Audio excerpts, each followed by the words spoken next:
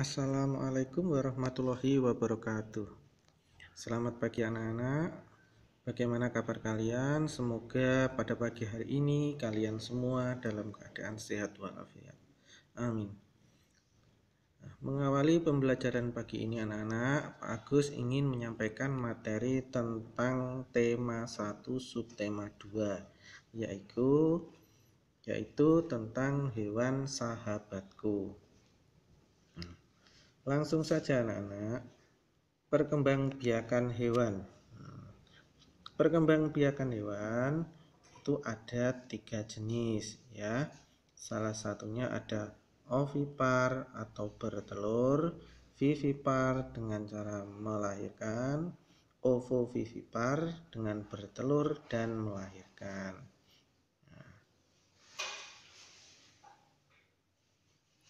Sekarang hewan ovipar dulu, atau hewan yang berkembang biak dengan cara bertelur. Jadi hewan ovipar itu hewan yang berkembang biak dengan cara bertelur.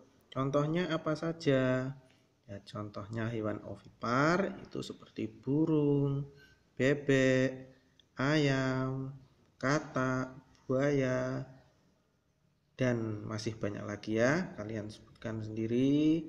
Nah, hewan ovipar itu berdasarkan tempat terjadinya pembuahan itu ada 2. Yang pertama pembuahan internal, yang kedua adalah pembuahan eksternal. Yaitu kalau pembuahan internal itu pembuahan yang terjadi di dalam tubuh hewan betina, sedangkan pembuahan eksternal pembuahan terjadi di luar tubuh hewan betina. Tuh. Selanjutnya hewan vivipar atau disebut juga hewan yang melahirkan. Ya. Contoh hewan vivipar yaitu hewan seperti sapi, kambing, kerbau, gajah, jerapah, kuda, harimau, kelinci, dan lain-lain. Ya, itu hewan-hewan yang berkembang biak dengan cara melahirkan atau vivipar. Selanjutnya ciri-ciri hewan vivipar. Jadi atau hewan yang melahirkan itu memiliki ciri-ciri. Salah satunya 1, mempunyai kelenjar susu. Yang kedua, menyusui anaknya. Yang ketiga, memiliki rahim. Dan yang keempat, kulitnya itu sebagian besar ditumbuhi oleh rambut dan memiliki kelenjar. Nah, jadi seperti sapi tadi seluruh tubuhnya kan ada rambut-rambutnya tipis, kambing juga seperti itu ya, harimau juga seperti itu. Nah, itu termasuk hewan-hewan vivipar. Sekarang hewan ovipar. Nah, ini hewan yang bertelur dan juga beranak. Nah, ini gambar apa ini anak-anak? Ya, ada yang tahu? Ya, gambar hiu. Nah, hiu itu termasuk hewan ovovivipar. Karena hiu ini selain bertelur juga melahirkan. Jadi telur itu berkembang di dalam tubuh hewan betinanya, di dalam tubuhnya. Nah, setelah hewan itu cukup matang, dia akan menetas di dalam tubuh hewan betinanya dan keluar seperti halnya hewan melahirkan. Contohnya yaitu hiu, ular, kadal. Nah, seperti itu ya. Lanjut. Nah, ini gelap-gelap malam. Binatang apa itu yang terlihat itu di gambar anak-anak? Ya, ini adalah gambar burung hantu. Burung yang keluar di malam hari ya. Mencari makan di malam hari, kalau siang dia banyak tidur. Nah, hewan-hewan yang seperti itu yang beraktivitas di malam hari dan mencari mangsanya di malam hari itu disebut binatang nokturnal atau binatang yang aktif mencari makan pada malam hari dan siangnya ia tidur. Ingat, itu namanya nokturnal. Nah, contoh binatang nokturnal itu ada kelelawar, burung hantu, musang, landak, dan tarsius. Nah, itu contoh-contohnya. Berikutnya, kelelawar. Kalian pasti tahu kelelawar ya. Kelelawar itu termasuk hewan mamalia, yaitu hewan yang menyusui anaknya. Dan kelelawar ini adalah satu-satunya hewan yang dapat terbang. Maksudnya hewan mamalia yang dapat terbang. Jadi dia memiliki kelebihan sendiri.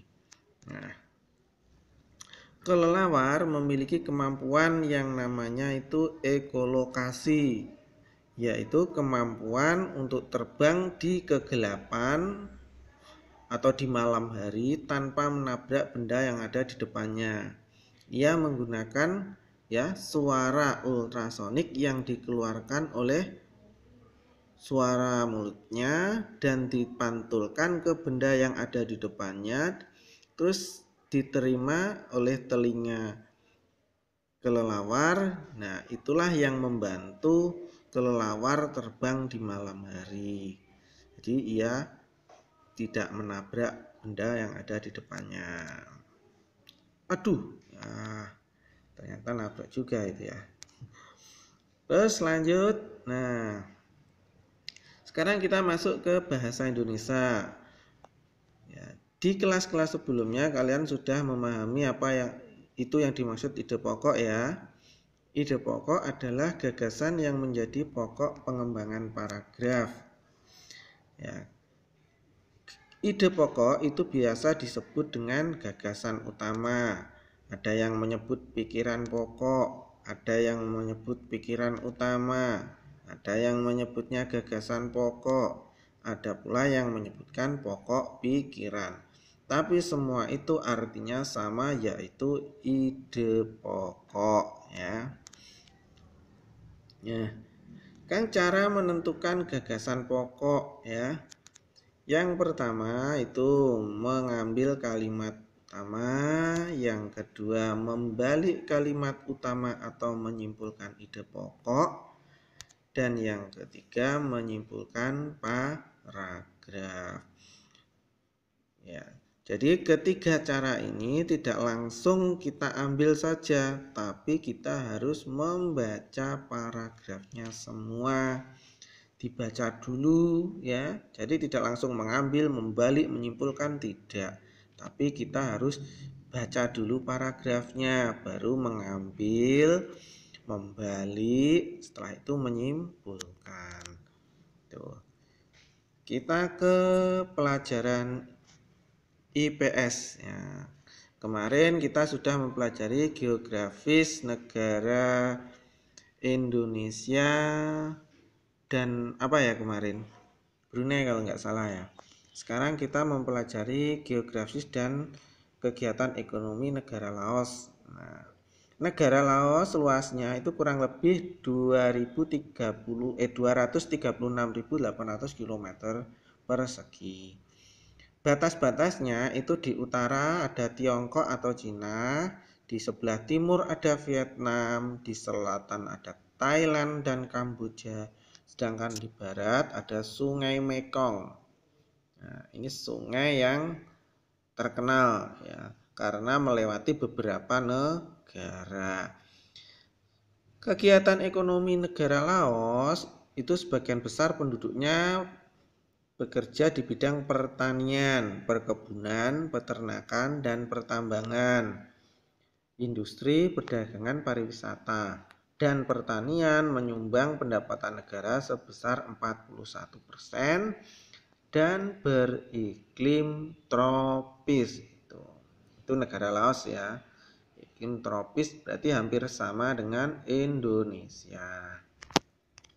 Lanjut kita ke jalan-jalan ke Singapura. Nah, sudah ada yang pernah ke Singapura? Ya, ini tetangga dekat Indonesia. Singapura kurang lebih luasnya adalah 728,6 km persegi. Singapura juga menjadi negara yang paling maju di kawasan Asia Tenggara. Bahkan ia bisa disamakan dengan negara-negara Eropa. Batas-batas wilayahnya itu sebelah utara ada Selat Johor, sebelah timur itu Laut Cina Selatan, sebelah selatan Selat Singapura, sebelah barat Selat Malaka. Sedangkan kegiatan ekonomi masyarakat Singapura itu sebagian besar ada di bidang industri dan perdagangan. Beriklim tropis. Selanjutnya negara Kamboja. Negara Kamboja itu luas wilayahnya kurang lebih 181.035 km persegi dan terletak di semenanjung Indochina. Jadi dan dialiri aliran Sungai Mekong. Nah, Sungai Mekong tadi juga melalui Kamboja kan, negara Laos kan, sekarang juga melalui Kamboja. Kegiatan ekonomi negara Kamboja itu penduduknya mayoritas bergerak di bidang perkebunan, pertanian, dan pertambangan. Bahkan negara Kamboja ini menjadi satu-satunya pengekspor padi terbesar di Asia Tenggara. Jadi dia itu menjadi pengekspor padi terbesar di Asia Tenggara dan beriklim tropis. Selanjutnya Filipina. Filipina ini negara kepulauan ya, kurang lebih ya. Kurang ketiknya masih kurang itu Pak Agus. Maksud saya kurang lebih 300 km persegi. Geografisnya Filipina itu berbentuk negara kepulauan dengan sekitar 7.100 pulau. Wow, banyak ya.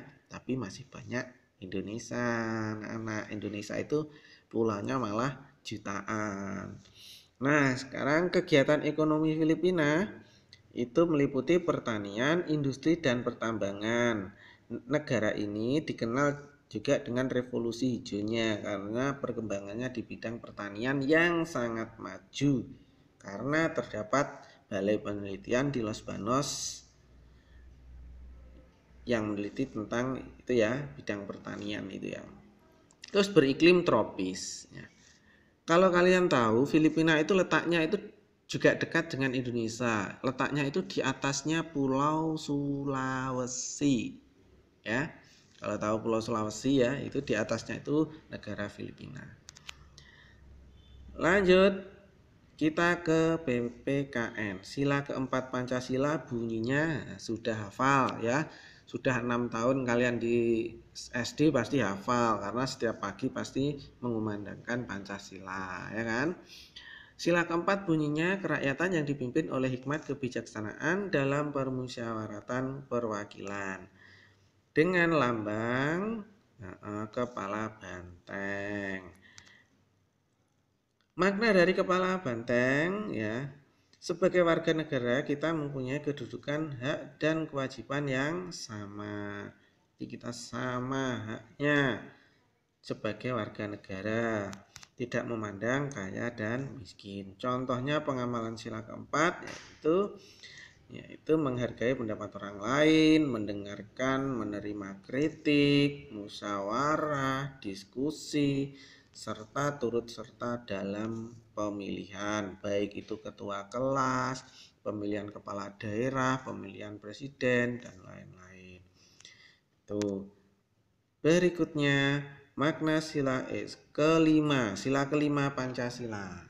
Bunyinya keadilan sosial bagi seluruh rakyat Indonesia dengan lambang padi dan kapas. Maknanya apa? Maknanya adalah sebagai warga negara kita harus bersikap adil, seimbang antara hak dan kewajiban, menghargai orang lain, gotong royong, untuk kemajuan adil yang merata. Jadi seperti itu. Nah, contoh sikap yang mengamalkan sila kelima, misalkan adil terhadap sesama, menjaga keseimbangan hak kewajiban, menghormati orang lain, baik itu orang tua, teman, adik, kakak, saling membantu orang lain. Nah, itu. Dan semua itu dilakukan tanpa membeda-bedakan. Dan yang terakhir menjalankan keputusan bersama. Nah, itu anak-anak materi yang bisa Pak Agus sampaikan di subtema 2 ini. Semoga kalian memahami. Kalaupun masih belum paham, bisa kalian tanya ke Pak Agus atau kembali membaca buku LKS-nya. Sekian Pak Agus sampaikan. Wassalamualaikum warahmatullahi wabarakatuh.